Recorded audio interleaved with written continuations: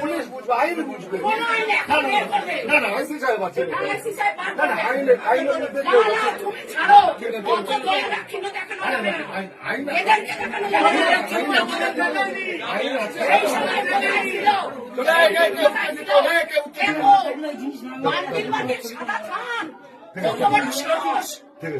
সাদা থান দেখেছে ও মেয়েদেরকে কি মনে করে? সাদা থান কাকে পড়াবে? চলো চলো পুলিশ বসে আছে, পাবলিকের মার এবার